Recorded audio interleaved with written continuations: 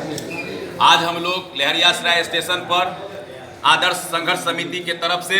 बैठे हुए हैं। हम लोग की सबसे बड़ी दुर्दशा ये है कि हम लोग आज के डेट में बहुत प्रकार से पिछड़े हो चुके हैं और यह भारतीय रेल के द्वारा जो हमारे गांव के बीचों बीच रेलवे लाइन जा रही है, जिस पे आज से लगभग हमारी उम्र से ज़्यादा समय से 30-40 वर्षों से यहाँ एक ओवरब्रिज, रोड ओवरब्रिज बना हुआ था, जिसको भारतीय रेल के द्वारा नवनिर्माण जो डबल लाइन किया जा रहा है उसको तोड़ दिया गया है। हम लोगों ने कई बार इसके लिए संघर्ष किया। हम लोगों ने डीआरएम से जाकर मुलाकात की। डीआरएम ने कहा कि पुल क्षतिग्रस्त हो चुका है और मैं पुल क्षतिग्रस्त होने के कारण मैं इसको तोड़ रहा हूं और जब भी वो पुल क्षतिग्रस्त ठीक हो जाएगा मैं उसको ठीक कर दूंगा। टेंडर हो चुका है, लेकिन ये भारतीय रेल, यहाँ के डीआरएम और यहाँ की प्रशासन, ये सभी लोग निष्क्रिय है, मरी हुई है। इसे जनता के दर्द से कोई मतलब नहीं है। आए दिनों यहाँ पर एक भी ओवरब्रिज नहीं है जो यहाँ पर डरहार, गोविंदपुर, कबीलपुर, रामपुर, बलभद्रपुर, दुकली, ये एक मेल लाइन है और यह सभी 2500-30 गांव इस रेलवे लाइन के उस पार पड़ता है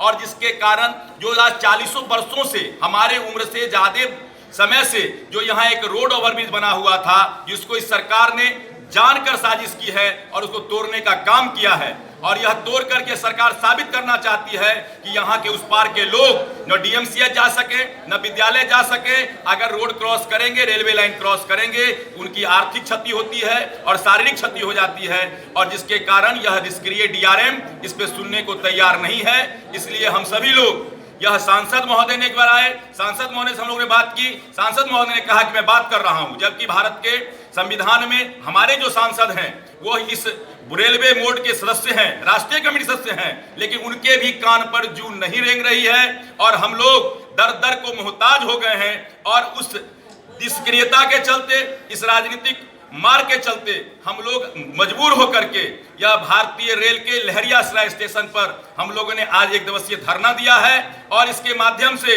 हम लोग डीआरएम को बताना चाहते हैं कि अगर इस प्रकार की राजनीति होती रही और जनताओं के साथ खिलवाड़ होता रहा तो जनता चुप नहीं रहेगी और इसकी आवाज रोडों तक लाएगी और इसके संघर्ष के लिए तन मन धन लगा करके अपनी जान निछावर करने को तैयार रहेगी। बहुत बढ़िया। वाह वाह, क्या बात।